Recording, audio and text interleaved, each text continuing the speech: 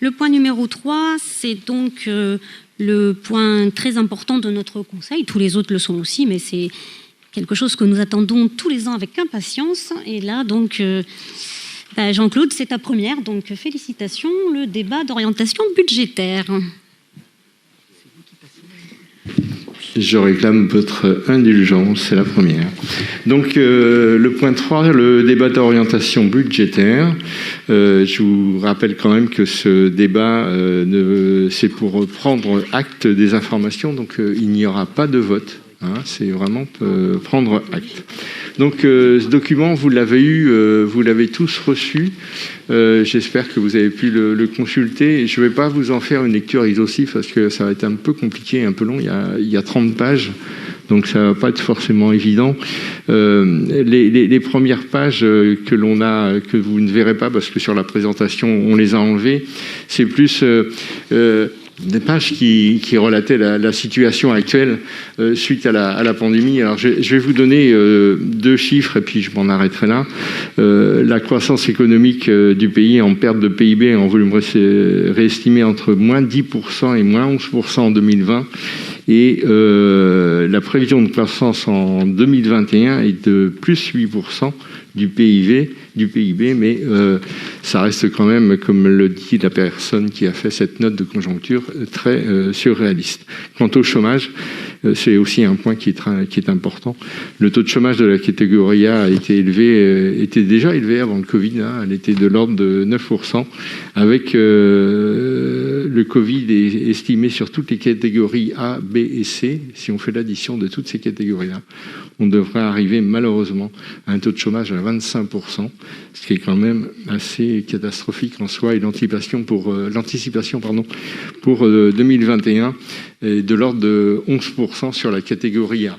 Je m'en arrêterai là sur ces chiffres qui ne sont pas forcément très réjouissants, mais c'est pour vous donner un petit peu un aspect de la conjoncture actuelle. Donc on va passer maintenant au DOB. Alors c'est plus, on appelle ça un débat d'orientation budgétaire, mais vous allez avoir un rapport d'orientation budgétaire avant d'avoir le débat. Et ça vous permet de voir les grandes masses qui caractérisent la commune aujourd'hui en termes de fiscalité directe, où on a, en 2021, on devrait percevoir 4 830 000 euros, avec une évolution de plus 1,74% par rapport à 2020. Vous voyez, les schémas sont, sont pas très explicites. Je pense qu'il est intéressant de passer sur la slide suivante, où on voit le détail de ces chiffres-là. Non. Mais ouais, c'est pas grave. C'est vide. Aïe, moi je l'ai. Celui d'après. Non, si j'ai directement ça après. Ah. Bon. Alors celui d'après, on va parler de la taxe d'habitation. Vous savez très bien que la taxe d'habitation, on ne va plus l'apercevoir en 2021. Elle va être compensée par la taxe foncière sur le bâti qui va être perçue au titre du département. Cette taxe sera un tout petit peu supérieure à celle que l'on perçoit aujourd'hui. La seule conséquence de tout ça, et c'est ce qui vous est écrit dans les dernières lignes, c'est qu'on n'a plus de marge de manœuvre sur la taxe d'habitation, et le pouvoir de taux de la commune, c'est uniquement sur le taux du bâti et cette rétrocession du département. Donc, les marges de manœuvre sont un petit peu compliquées. Donc, si vous voulez passer au slide que je viens... Voilà.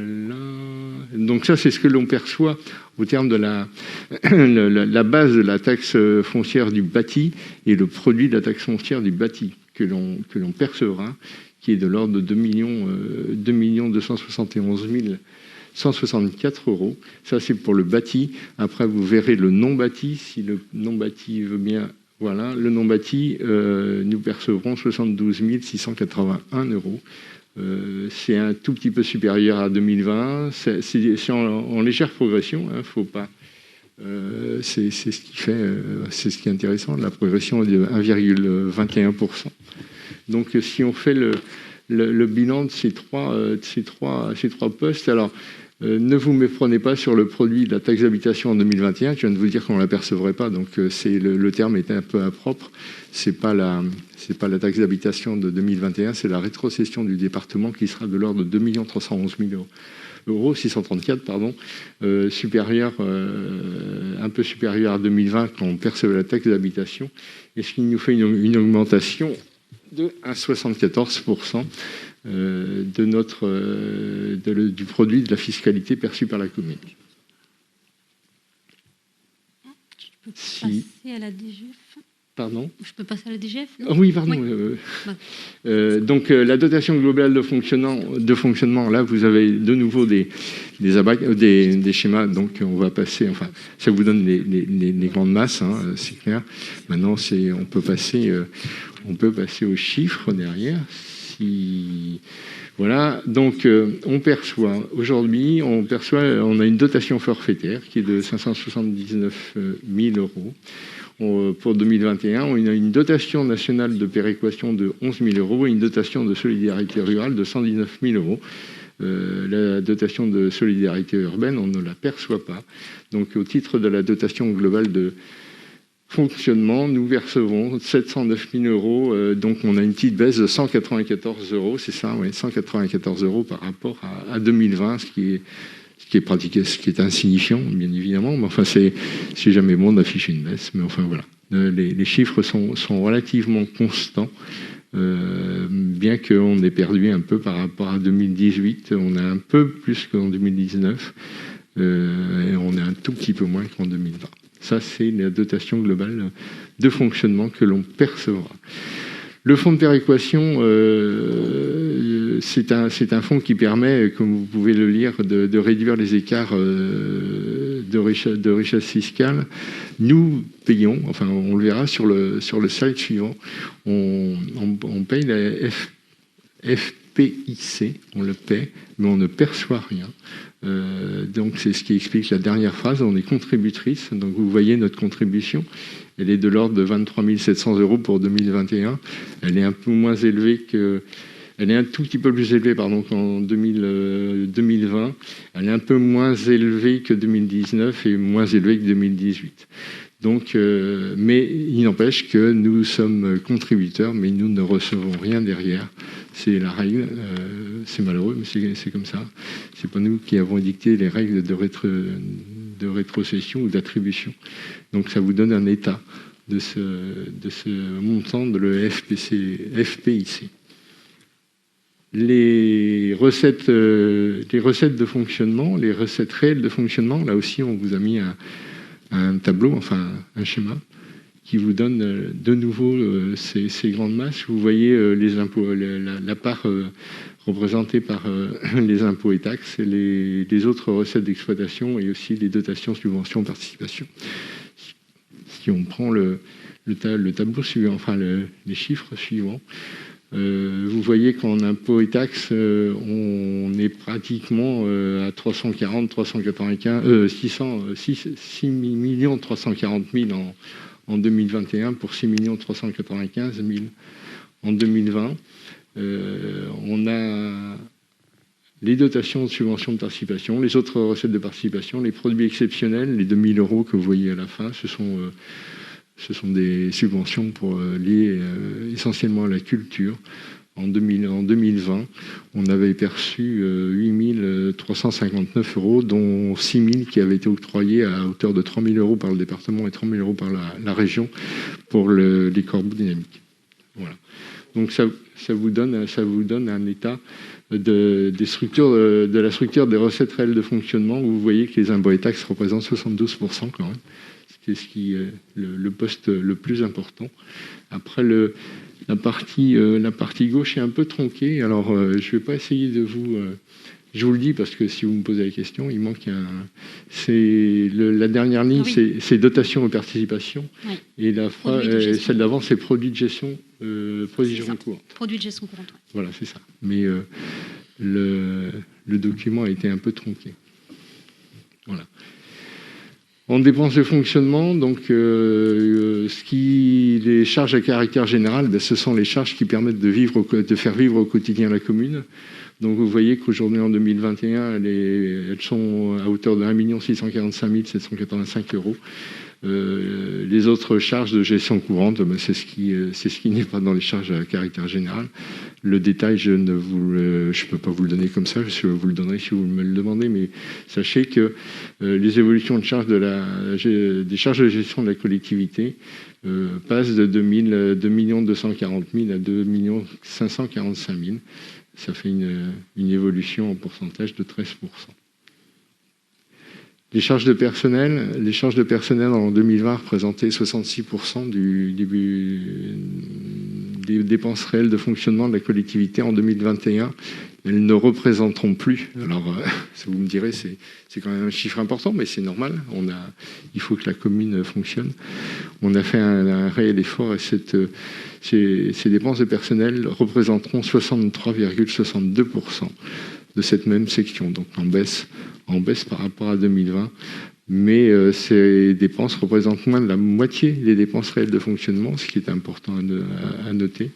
Et les évolutions, après, vous voyez l'évolution des charges de personnel. Alors, ça peut être un peu en contradiction avec ce que je viens de vous dire, puisque la colonne augmente, mais les recettes et les budgets de fonctionnement augmentent aussi. Donc, ce qui semble augmenter en 2021 ne représente en réalité que 63% pour 66% en 2020.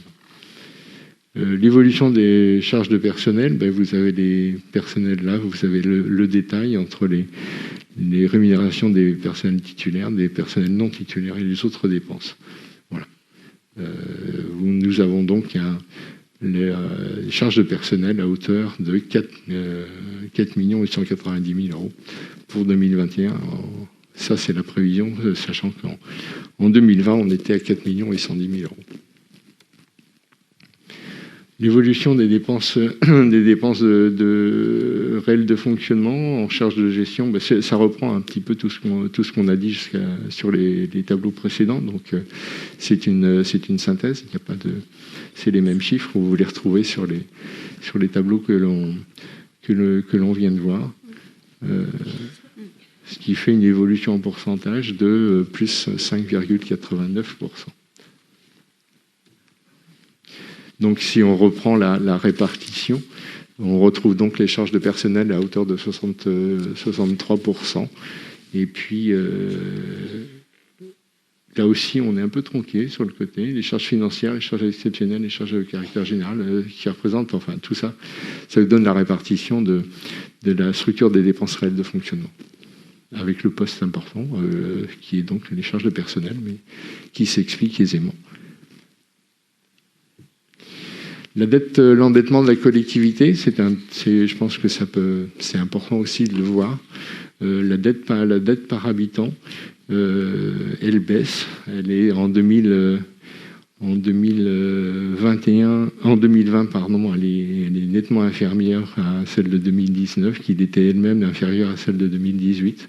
Donc ça aussi, ça vous montre une évolution, j'allais dire, favorable dans ce sens-là. Et en termes de chiffres, alors, ok, ça aussi c'est un point important, c'est la capacité de désendettement de la commune. C'est-à-dire que si la commune devait rembourser la totalité de ses charges, combien de temps elle mettrait avec ses fonds pour pouvoir le rembourser? Aujourd'hui, en 2020, on est à 1 année 41. En 2021, on sera à 3,32, si j'arrive à voir au travers la tête de Giuseppe, mais c'est ça, ouais. C'est 3,32. Vous le verrez après sur les chiffres. Et il faut savoir que le seuil d'alerte est fixé à 12 années, c'est-à-dire que quand on commence à atteindre les 12, il est grand temps de faire quelque chose. Au-delà de 12, on n'est plus en capacité de rembourser nos dettes. Il faut le savoir. Et comme on n'a pas le droit à faire appel à l'emprunt pour rembourser nos dettes, il faut prendre des mesures un peu drastiques. Donc ça vous montre un petit peu la capacité de désendettement de la commune par année. Vous verrez après, je pense que au fur sur les années à venir, il sera un peu supérieur, mais c'est normal puisqu'on a des projets que vous connaissez tous, entre autres le projet Médiathèque Sanglerie, qui influera évidemment sur la capacité de désendettement, mais qui n'atteindra jamais le seuil limite de 12 années. Donc, pour rappel, l'épargne brute de la collectivité correspond à l'excédent de la section de fonctionnement sur un exercice, c'est-à-dire la différence entre les recettes réelles de fonctionnement et les dépenses réelles de fonctionnement. Et ça nous sert à financer le remboursement de la dette. Et c'est là que vous n'avez pas le droit de... Si ces chiffres ne sont pas suffisants, vous n'avez pas le droit de faire appel à l'emprunt pour rembourser votre dette. Et ça sert aussi à l'autofinancement des investissements. Donc, j'espère que vous arrivez à voir. C'est un peu flou, oui. Donc, les chiffres... non, Giuseppe, je les connais, tu peux te relever la tête. Donc, en 2020, on était à 1,41, ne serait-ce qu'en capacité de désendettement. Vous voyez qu'en 2021, on prévoit 3,32. On était à 3,77 en 2018. Donc, même en 2021, avec l'évolution, avec les projets et tout ça, on est encore inférieur à la capacité de désendettement que l'on avait en 2018. L'épargne nette... l'épargne... Il y a peut-être des chiffres qui peuvent vous surprendre. L'épargne brute, ne serait-ce que le premier, 949 en 2019, 973 en 2018, 1,9 million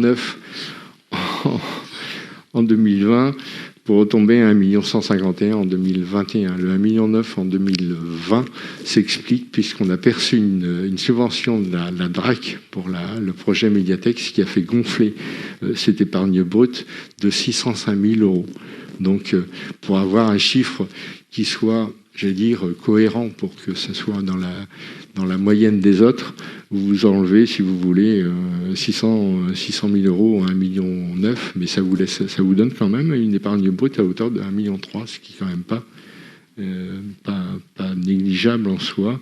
Le taux d'épargne brute, vous le comparez. Alors, comparez 2018, 2019 et 2021, mettez un peu de côté 2020 parce que le chiffre est intéressant à voir, il est gratifiant, mais il n'est pas réaliste. Enfin, il n'est pas réaliste. Il intègre cette sub. Donc, le capital de la dette, l'amortissement du capital de la dette, vous le voyez, 430, 441, 422, 447, donc les chiffres sont relativement constants. Et une épargne nette qui, sur les 2 premières années, 2018-2019, était de l'ordre de 500 000 €. Et il est important ce chiffre d'épargne nette parce que c'est quand même ce qui nous sert après à fonctionner, à investir. Il est de 703 000 € en 2021, donc il est quand même là aussi supérieur à 2018 et 2019. Quant à l'encours de la dette, même si... Alors, on met 2020 de côté et on regarde 2018, 2019, 2021. On est supérieur, bien évidemment, mais on part pas dans des chiffres exceptionnels. Donc, cette capacité de désendettement, elle est quand même importante. Ça vous montre quand même que la commune, j'allais dire, est bien gérée. Très Monsieur Fouerté, mais elle est bien gérée parce que ces 3 années, c'est quand même un chiffre très bon à ce niveau-là.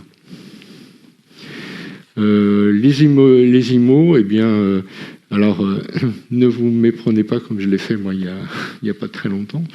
Les autres dépenses, le 1 454 000, c'est le projet Médiathèque Sanglerie. Les immobilisations en cours de 1 522 000, ce n'est pas, c'est l'ensemble des IMO qui nous servent à tout ce qui est des IMO d'investissement en équipement, mais ce n'est pas le projet Sanglerie Médiathèque. Le Médiathèque Sanglerie, c'est la dernière ligne, 1 454 700. Alors, les prospectives budgétaires à l'horizon 2021-2023, parce que c'est intéressant là, on vous a fait un rapport sur les dernières années. Il est intéressant de voir ce qu'on prévoit, oui, pour les années à venir. Il y a quand même les dépenses de fonctionnement. Si on prend ce point-là, on a fait beaucoup de mesures d'économie qui ont déjà été réalisées, mais on va continuer à avoir une politique d'optimisation des services. Mais par la période actuelle, c'est pas que c'est pas facile, mais on demande beaucoup. Je crois que tout le monde est confiant. On demande beaucoup aux agents de la commune, mais bon, ils répondent présents, bien évidemment. Et cette politique d'optimisation, elle en fait partie. Elle en fait partie d'une certaine façon.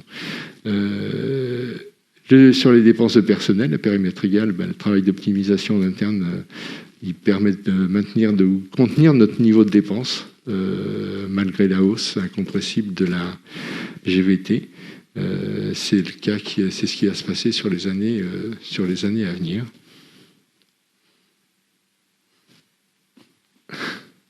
Hop là. Et quant aux recettes de fonctionnement, j'attendais que tu expliques GVT, c'est tout. Hein. Oui, j'attendais que tu passes le slide parce que je ne l'avais pas. C'est ce qui calcule le vieillissement, qu'on appelle le vieillissement, mais bon, en fait, c'est surtout l'augmentation normale, de progression des salaires en fait de nos agents. Voilà, donc c'est quelque chose qui là, effectivement, on n'a pas la main dessus puisque c'est quelque chose c'est normal, on va dire, c'est l'évolution normale des. Ouais. Voilà. Et c'est pas noté. Mais exactement, GVT, voilà, c'est glissement, je cherchais là. Glissement, vieillesse, technicité. Voilà. Tac, vous auriez appris. Pardon, donc c'était pour ça que j'avais mis un peu de retard. Merci Stéphanie, je ne le savais pas. Donc les recettes de fonctionnement, le produit fiscal, une augmentation moyenne de 3%. Voilà. La perte de la taxe d'habitation sur les résidences principales, hein, vous le savez, ça ne concerne pas les résidences secondaires, uniquement les résidences principales, et donc compensée par le transfert de la part départementale de la taxe foncière du bâti.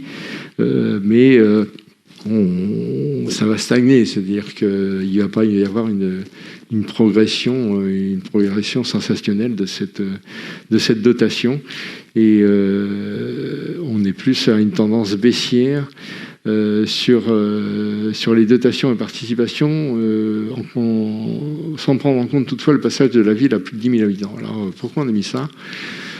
Si aujourd'hui on n'est pas à 10 000 habitants, donc on perçoit une subvention que vous avez vue tout à l'heure, je ne sais plus le nom exactement, qui était de l'ordre de quelques milliers d'euros. Je vais retrouver le terme.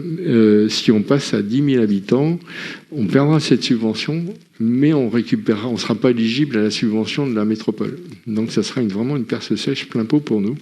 Donc la commune grandit, elle a des habitants en plus, mais franchir la barre des 10 000 va être pénalisant pour nous.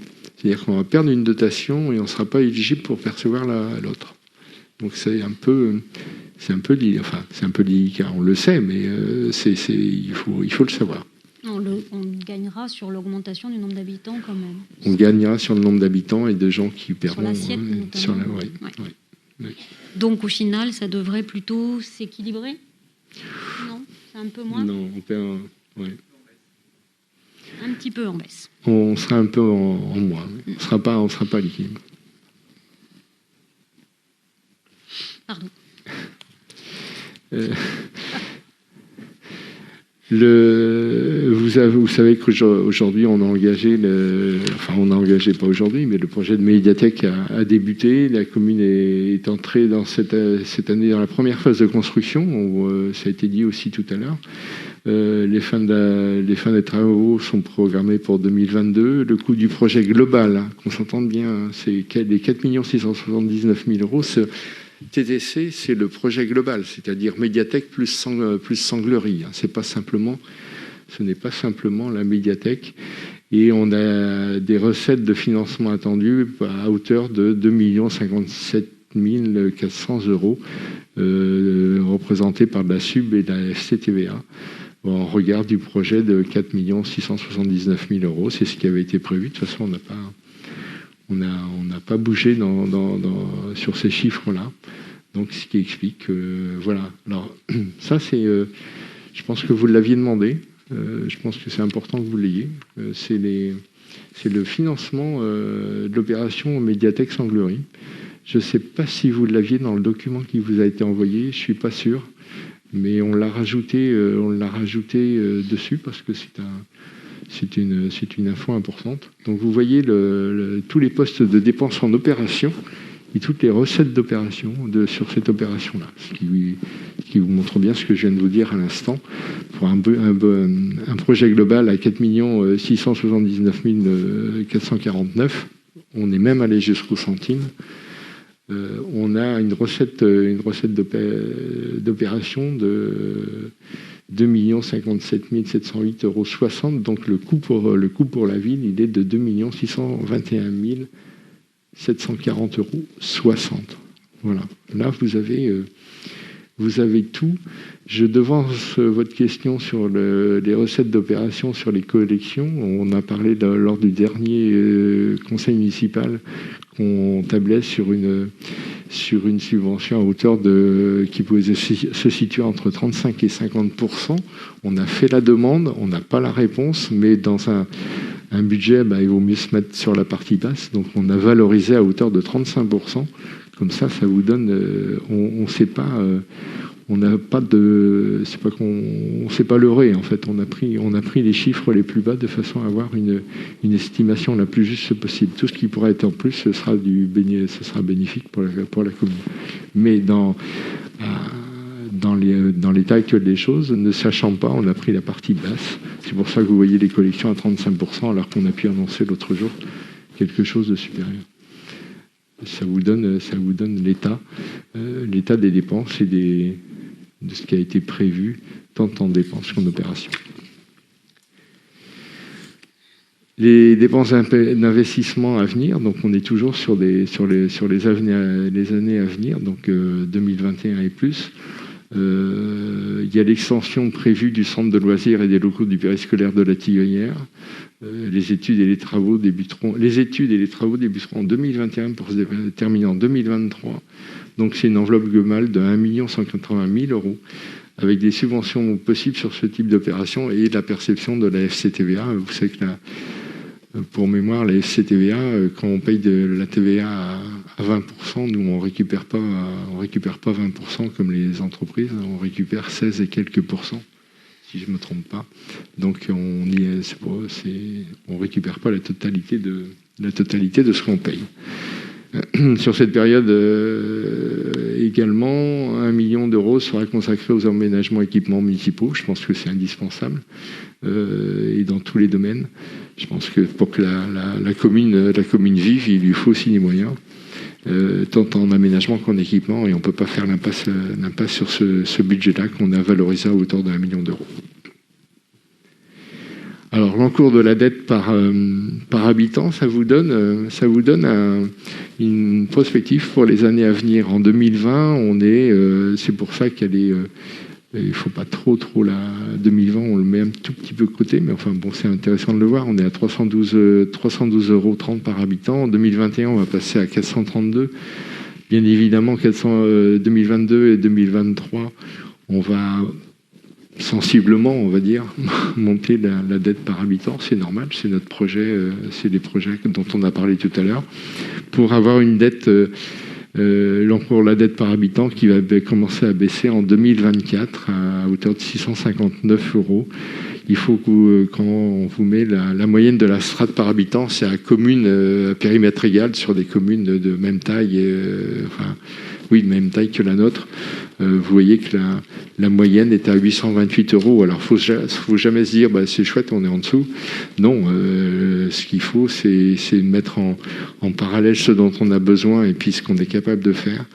Je trouve il y a des projets qui vont voir le jour, il y a des qui sont en cours, d'autres qui vont voir le jour, et néanmoins, on reste sur un encours de dette par habitant qui est bien en dessous de la strate par habitant de communes similaires à la nôtre. Mais bon, ce qu'il faut, c'est qu'on tende à maintenir ce chiffre-là pour pas pour pas aller trop dans la dette. Voilà, les ratios. Alors après, comme dans tout rapport d'orientation budgétaire, il y a un certain nombre de ratios qu'il vous faut connaître. Donc ça, ce sont les articles qui régissent ces fameux ratios. On se doit de vous les communiquer. Alors, vous aviez la note explicative avec le document qui vous a été envoyé sur tout ce qui est DRF, RRF, enfin tout ce que, si vous voulez, je peux vous les redonner, mais ça va vous faire une lecture qui n'est pas très, très agréable en soi. Vous voyez l'évolution des chiffres. Alors le premier, c'est les dépenses réelles de fonctionnement, ça c'est la première ligne, après, c'est la fiscalité directe par habitant. En regard de la ligne 1, vous avez la ligne 3, c'est les recettes par habitant. C'est les dépenses d'équipement ensuite, c'est la dette par habitant. Donc, c'est le dernier tableau que l'on a vu. C'est les dépenses de personnel. Le CMF, je vais vous le dire parce que je ne le connais pas par cœur, mais c'est la ligne 8. Évidemment, elle n'est pas sur mon tableau, donc Monsieur Fouerté, c'est pas bien. La ligne 9, 10 et 11, ce sont des dépenses d'équipement, des encours et tout ça. Si vous voulez, je pourrais même vous donner des ratios au niveau national et par strate de communes identiques à la nôtre. Par exemple, pour la ligne 1, sur des communes identiques à la nôtre, la moyenne est de 868 €. Nous, on est à 871, donc à 3 € près, c'est bien. Et sur la moyenne nationale, on est à 939 €, donc on est largement, on est en dessous. Le produit des impositions recettes population, on est à 540 sur des communes identiques à la nôtre, 541 exactement. Nous, on est à 547, donc on se tient pour une moyenne nationale aux alentours de 789 €. Donc, je pourrais vous faire la lecture de tous ces chiffres-là. C'est un petit peu pénible, mais voilà. Si vous voulez le tableau, je suis en mesure de vous le donner après, il n'y a aucun problème. C'était le dernier ? Ah oui, c'est fini. Voilà. Enfin, je crois. Écoutez, oui. Voilà. Je vous remercie de m'avoir écouté. Je vais essayer de répondre aux questions dans la mesure de mes moyens. J'ai M. Fouerté qui est auprès de moi, donc si il veut me secourir, il sera le bienvenu. Mais autrement, si vous avez des questions, il n'y a pas de souci. Voilà, je vous laisse intervenir. Questions ou interventions ? Je vous rappelle qu'on ne vote pas le DOB, on en prend acte de ce débat.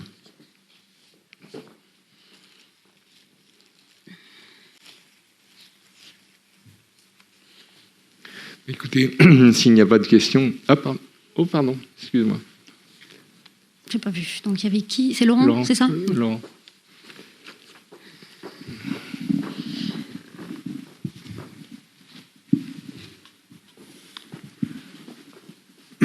Alors, je tiens à intervenir pour souligner le bon travail accompli sur ce rapport d'orientation budgétaire 2021. En effet, tous les services municipaux ont dû revoir leur copie pour faire des efforts de prospective budgétaire afin de permettre aux services et adjoints des finances de nous proposer ce DOB que je trouve équilibré, responsable, affiné et qui prend bien en compte la continuité de notre programme en y intégrant le contexte sanitaire incertain et perfide. Un grand merci notamment à M. Charrier, M. Fouerté, M. Péchet et bien sûr Mme le maire pour avoir réussi ce tour de force réalisé pendant cette pandémie de Covid-19. Il faut bien comprendre que la crise sanitaire en soi est déjà difficile à appréhender et qu'elle a une répercussion sur tous les services municipaux. L'amateurisme gouvernemental en rajoute une couche sur les décisions quotidiennes à prendre en mairie. Cela a commencé sur la cacophonie pour les masques et le gel hydroalcoolique. Et maintenant, la gestion de la vaccination est vraiment chaotique et impacte directement les Français pour leur protection contre ce virus. Certes, le chômage partiel et les aides diverses accordées aux entreprises sont de nature à brouiller les cartes. D'après des estimations convergentes, cette crise sanitaire a déjà fait basculer 1 million de Français dans la pauvreté.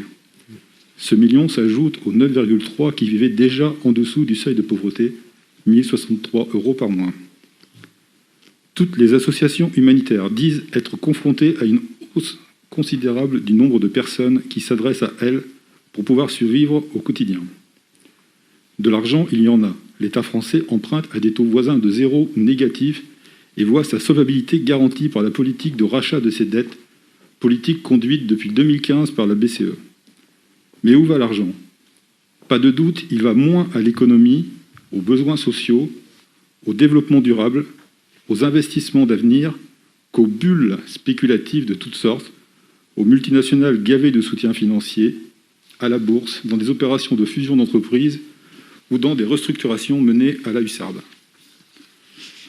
Au niveau de notre municipalité, les changements fréquents de protocoles, notamment dans les écoles, les multiples recommandations de l'État qui tombent d'en haut, les leçons de morale de Jupiter aux collectivités territoriales font vivre l'enfer aux agents municipaux qui sont au bord de l'épuisement.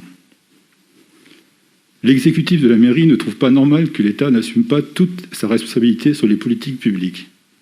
Nous voyons déjà poindre la promesse d'un remboursement de la pandémie par une politique de destruction des services publics. C'est intolérable. Dans ce contexte, il faudrait plus de services publics pour répondre aux besoins des citoyens en grande difficulté. L'équipe municipale a toujours fait front face à cette crise et nous continuerons. Ce n'est pas Madame le maire qui me contredira en souhaitant plus de considération pour les communes qui sont en première ligne depuis le début de cette pandémie, y compris pendant les 2 confinements et les couvre-feux. Et également un peu plus de soutien financier au vu des dépenses supplémentaires engendrées par la crise sanitaire.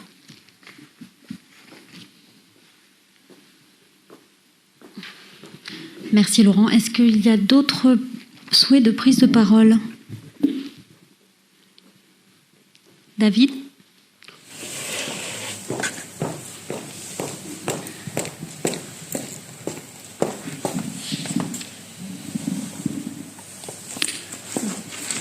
Tout d'abord, merci pour cette présentation détaillée. Je vais intervenir sur le contenu et de ce rapport. Il y a 2 sentiments qui prédominent. C'est un premier sentiment, c'est un sentiment de frustration. C'est le premier débat d'orientation budgétaire du mandat.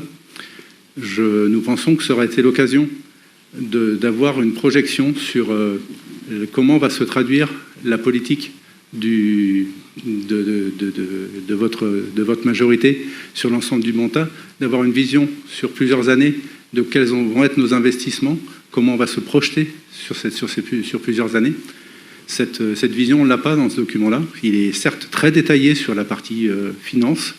On passe sur 27 pages, il y en a 26 sur les finances, le détail, ça, il n'y a aucun souci là-dessus. Et donc, on a une certaine frustration sur comment va s'appliquer la politique sur laquelle vous avez été élu, sur la durée du mandat. L'absence aussi du sujet sur les solidarités, quelles vont être la politique de solidarité, comment va se traduire budgétairement cette politique de solidarité dans le budget de cette année. Et sur l'année prochaine, on est dans une situation, comme Laurent l'a dit, on a le Covid, donc il y a forcément des impacts sur nos budgets. Quel va être, pas forcément dans le détail, mais quels vont être l'impact de la politique de solidarité de la pandémie sur le Covid, sur la politique de la solidarité de la commune. Rien non plus sur l'aspect écologie, les politiques et le développement durable. Qu'est-ce que l'on va faire? Quelles vont être les actions concernant le développement durable et comment ça va se traduire budgétairement? Et puis le deuxième point, c'est un sentiment un peu d'inquiétude. Donc on voit qu'on a une baisse des recettes de fonctionnement qui est de l'ordre de 4%, si je ne m'abuse, avec une augmentation de 6% des dépenses de fonctionnement.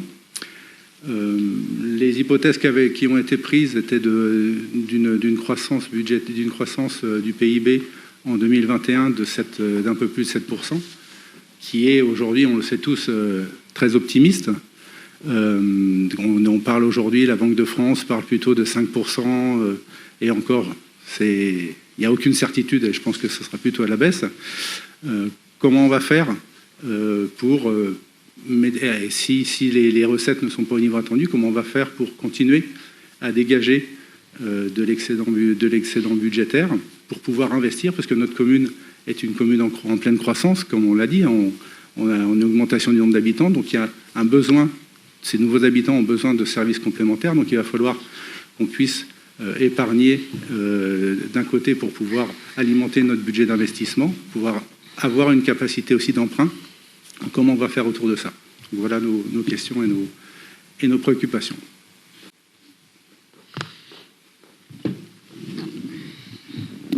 Je peux peut-être répondre, mais de façon générale. Toutes nos politiques publiques, plus précisément, ça sera dans le budget. Donc le mois prochain, que vous aurez le détail de ce qu'on fera sur notre politique environnementale, sur nos écoles, même si vous avez vu quand même tout ce qui est perspective, quand même, vous l'avez quand même plus ou moins. Vous avez vu sur 3 ans, en tout cas, qu'on va se retrouver à bien financer la médiathèque et le doublement du centre de loisirs et du périscolaire de la Tilleulière. Donc on a déjà quand même pour moi bien avancé sur ces sujets-là. Et pour tout ce qui est détail, là on est bien sur un débat d'orientation budgétaire avec les grosses masses et les orientations. Pour ce qui est du CCS, je peux y répondre déjà, mais vous le verrez dans le budget aussi, et à commencer par le CA du CCS qui est la semaine prochaine, je crois. Donc on leur laissera la primeur, bien sûr, d'abord de parler de ce budget, puisque c'est le but quand même de ce conseil d'administration, avant que nous, on puisse valider la subvention. Mais il est bien évident que on ne va pas baisser, évidemment, le budget du CCAS, et que, vu le résultat de cette année, mais vous le saurez quand ça sera le moment, on n'a pas d'inquiétude à avoir non plus sur ce qui se fait aujourd'hui au niveau de notre solidarité. Donc, vous le verrez au niveau du budget, il y a des choses qui, en solidarité, en transition écologique et d'autres, qui vont être pointées du doigt et qui vont vous être présentées, mais ce n'est pas le lieu ce soir.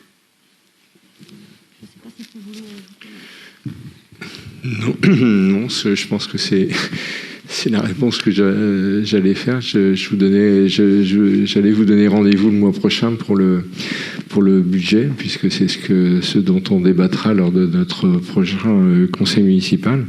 Alors effectivement, c'est des grandes masses, donc que vous soyez frustrés, on peut tous être frustrés, c'est parce qu'il n'y a pas assez d'infos. On a essayé de vous en donner un maximum sur ce qui a été fait, ça on maîtrise. Ce qu'on a prévu pour 2021, c'est une approche de ce que vous verrez le mois prochain, ça c'est une chose. Sur les années à venir, on a des perspectives, ne serait-ce qu'en investissement, et si on les a écrites, c'est qu'on sait les tenir, parce que croyez-moi, on ne va pas faire des promesses, pour parler vulgairement, on ne va pas faire des promesses de comptoir. Et donc, si on les a écrites, c'est qu'on va les faire. Après, le détail, comme vous l'a dit Madame la maire, ça sera traduit dans le budget qui va vous être présenté le mois prochain. Mais si on doit vous rassurer, je ne sais pas si on peut rassurer sur une frustration, mais ce qui est écrit là, c'est une première approche de ce qui va être fait demain. Maintenant, c'est pas valorisé au centime près, c'est pas possible. Maintenant, si ça a été écrit, c'est que ça sera fait. Moi, je veux... Pardon, Muriel, vas-y, je t'en prie, je parlerai après.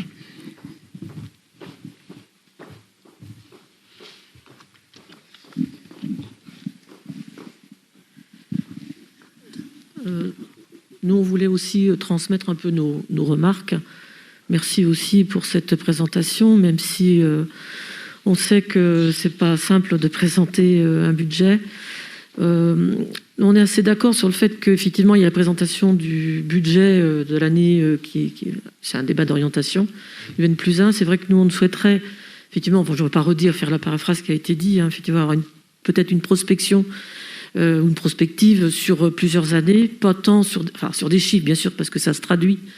Mais on voit bien qu'aujourd'hui, aux Sorinières, il y a quand même, on est de plus en plus, je dirais, englobé dans la métropole. On ne peut pas le nier, c'est une vérité.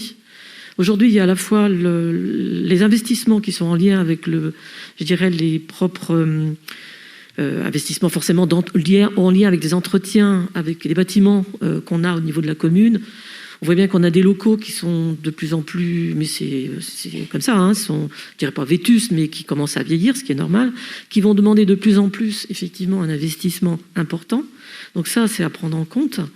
Et puis, on voit bien cette demande, parce que moi j'appelle ça une demande quand même massive, de Nantes Métropole qui investit, qui, je dirais, globalise et qui avale progressivement. C'est pas péjoratif, hein, mais c'est un constat. On le voit bien partout, ces demandes. On disait tout à l'heure qu'il y a une demande forte de Nantes Métropole, on le sait, pour qu'il y ait des investissements pour, je dirais, accueillir des personnes. Oui, c'est bien, mais c'est vrai que c'est quand même un coût aussi pour les communes. Je trouve que c'est nous demander énormément et avoir des réponses, je dirais, prospectives déroulées sur des investissements sur plusieurs années. Enfin, je trouve que ça me paraît moins énorme, toutes ces demandes qui sont faites là, je dirais presque imposées par Nantes Métropole. Voilà, on devient complètement englobé. Donc tout ça, ça a un coût. Quand on voit que la taxe d'habitation aujourd'hui, c'est quand même des recettes, on sait qu'on est une commune riche, je maintiens à le dire, il y a quand même un revenu moyen qui est quand même largement supérieur à celui au niveau de la région, hein, et même en national. C'est quand même des recettes qu'on a en moins. C'est des équipements, effectivement, sur ce que j'ai dit tout à l'heure, sur nos bâtiments vieillissants. Et en plus, on nous rajoute des contraintes, alors, qui deviennent des contraintes, et j'espère que ça ne deviendra pas trop, et qui forcément un impact sur pécuniaire, c'est évident. Et d'autant plus avec cette médiathèque qui, voilà, dessus on l'a toujours dit, on ne conteste pas la médiathèque et l'emplacement, on ne va pas revenir là-dessus. Mais ça aussi, ça va impacter des surcoûts, ça va impacter... Il y a beaucoup d'inconnus. Et voilà, moi, c'est un peu ma... C'est un peu... Il y a le budget de la commune pour lié à des réponses de budget, d'investissement et de fonctionnement. Et puis, il y a l'impact de Nantes Métropole. Et je pense que ça, on ne le maîtrise pas tellement. Enfin, en tout cas, je n'ai pas cette vision, moi. Enfin, nous. Pardon. Alors, deux choses par rapport à ce que tu viens de dire. La première, sur nos bâtiments.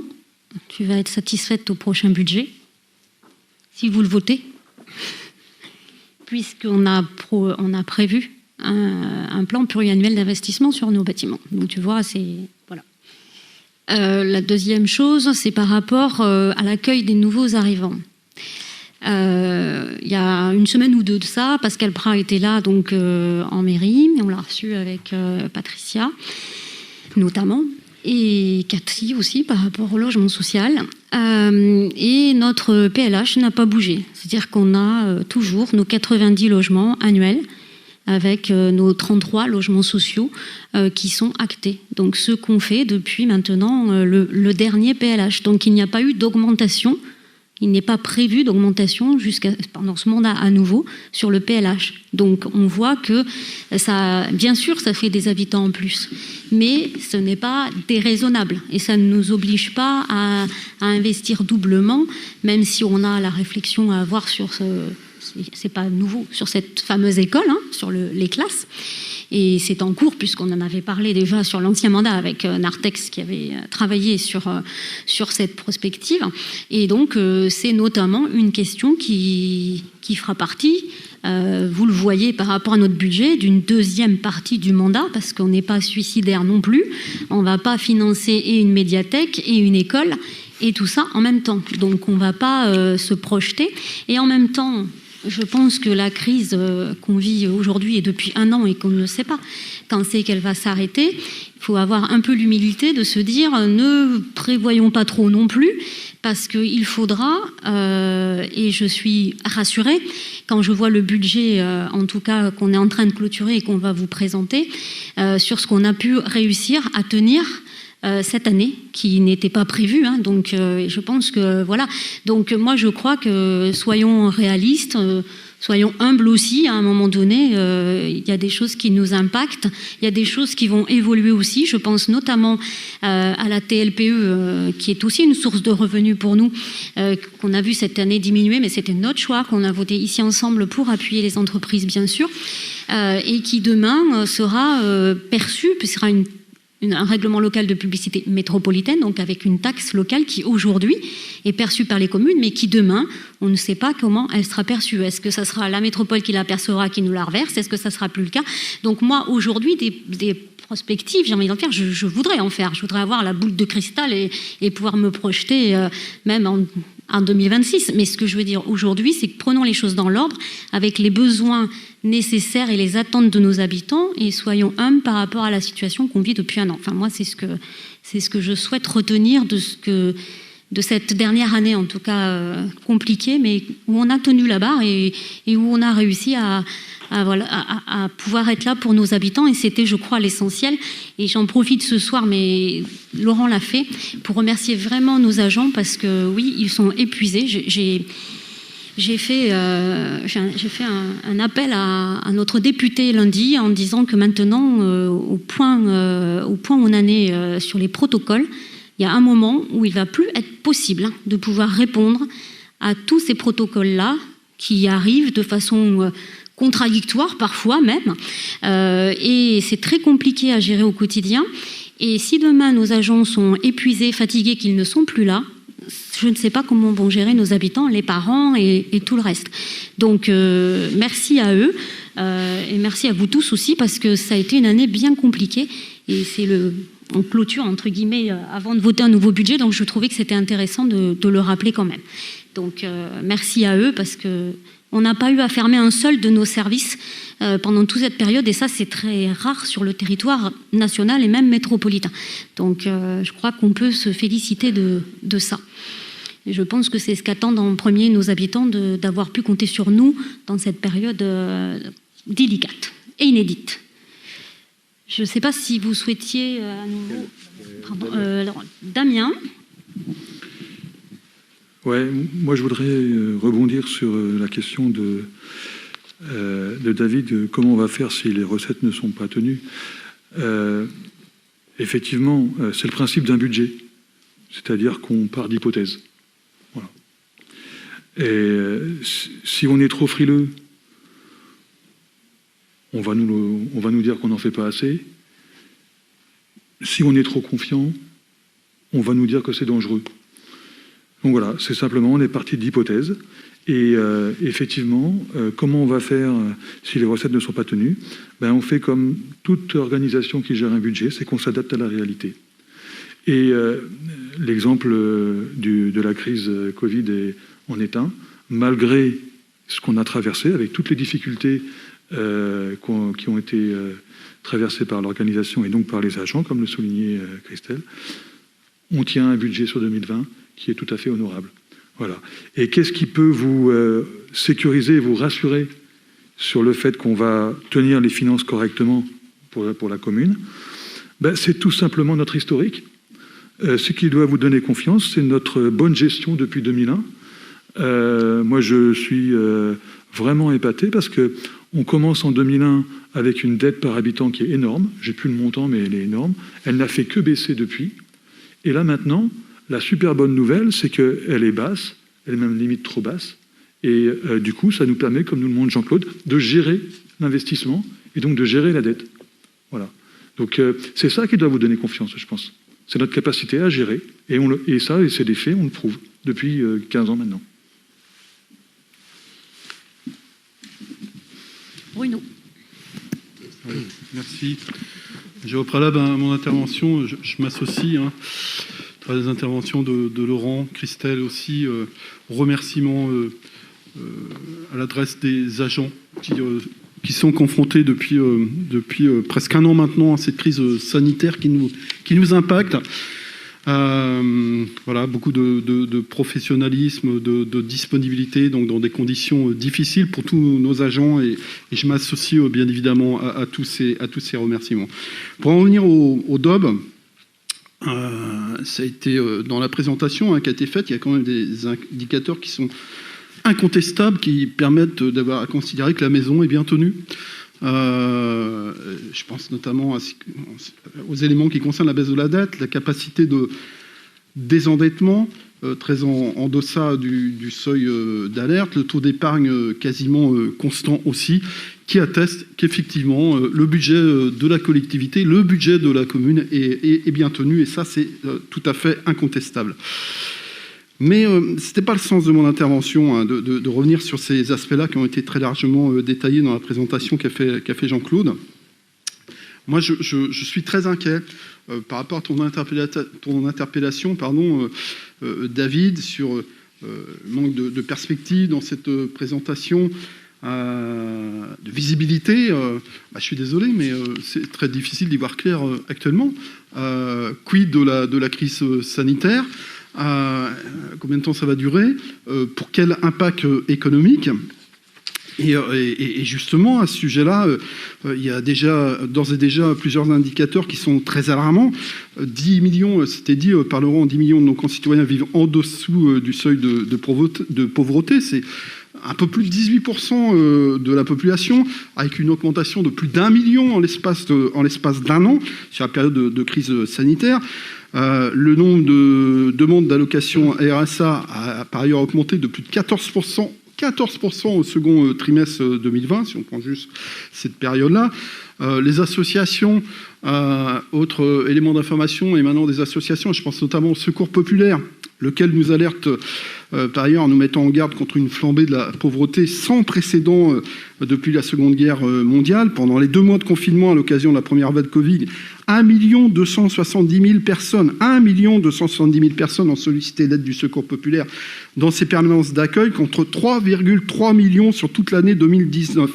Et parmi ces demandeurs, 45% étaient jusque-là inconnus de l'association. Je crois que ce sont des éléments assez révélateurs de l'ampleur de la crise totalement inédite et qui sont particulièrement inquiétants. Un élément auquel moi je me suis intéressé, dans les éléments qu'on peut avoir considérés comme macroéconomiques, c'est la situation des défaillances d'entreprises.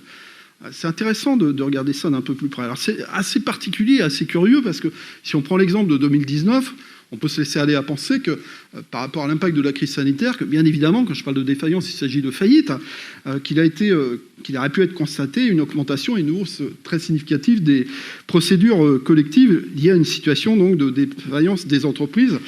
Eh ben c'est pas le cas. C'est bizarre, c'est pas le cas du tout. Bien au contraire, on a connu 15 000 défaillances d'entreprises de moins par rapport à 2019. Et d'un autre côté, un rebond des créations d'entreprises qui s'est notamment poursuivi à l'automne, avec près de 130 000 entreprises qui ont été créées. Et donc 15 000 faillites en moins en 2020 par rapport à 2019. Mais vous savez, tout ça, quand on y regarde d'un peu plus près, c'est tout à fait artificiel. En fait, c'est lié aux dispositifs qui ont été mis en œuvre par l'État, notamment les prêts garantis par l'État, tout ce qui relève du chômage partiel et autres dispositifs qui ont permis de maintenir les entreprises en vie et de manière artificielle. Mais ça, c'était pour 2020. Et il va de soi qu'à terme, la fin des aides publiques et les remboursements de PGE vont aussi arriver. Et là, ça change considérablement la donne. La Banque de France estime notamment qu'une majorité d'entreprises d'au moins 10 ans d'existence seraient dans l'incapacité de rembourser leurs dettes avec leur excédent brut d'exploitation pendant au moins 3 années successives. Et donc, si l'État exige le remboursement des dettes des entreprises contractées au travers des différents prêts et autres dispositifs qui ont été faits, ça risque d'être très compliqué. Et donc, en ce qui me concerne, j'ai la conviction qu'hélas, la vague destructrice va submerger notre économie et elle va arriver très très prochainement. Le pire, à mon sens, est devant nous. Bien évidemment, dans cette hypothèse, les collectivités vont être placées en première ligne. Ça a été dit, ça a été évoqué, notamment sur l'aspect solidarité. Je pense qu'on peut s'attendre effectivement à des sollicitations particulièrement importantes auprès de nos services dédiés. Je pense notamment au CCAS.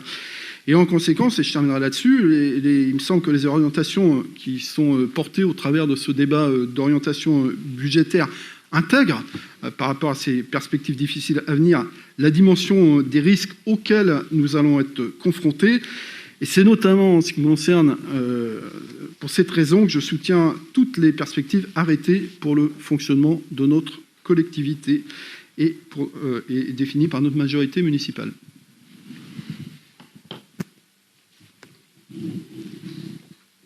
Tanguy.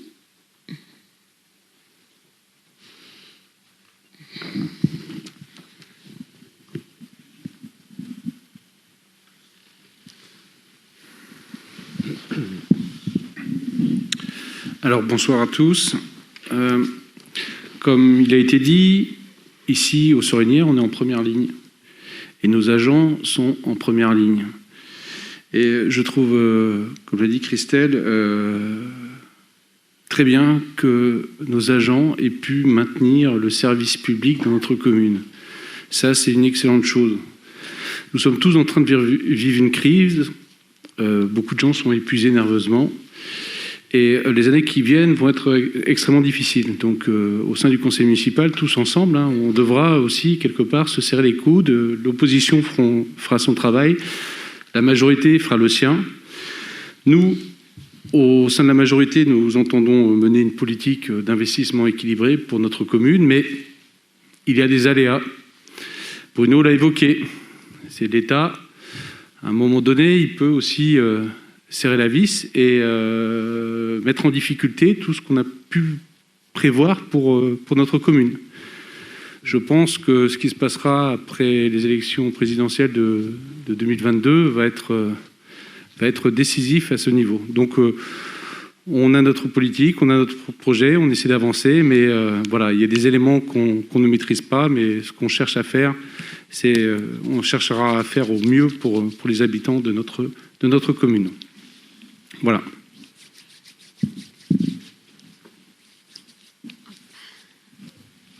Très bien, je pense que c'était un débat, c'est très bien. Je ne manque pas, je suis persuadée que les oppositions ont la même vision que nous sur l'idée qu'on sera bien d'abord présent pour nos habitants et après nos investissements viendront bien sûr après, même si pour l'instant on a pu et on envisage de bien faire les deux, en tout cas pour cette année, si les choses continuent dans ce sens.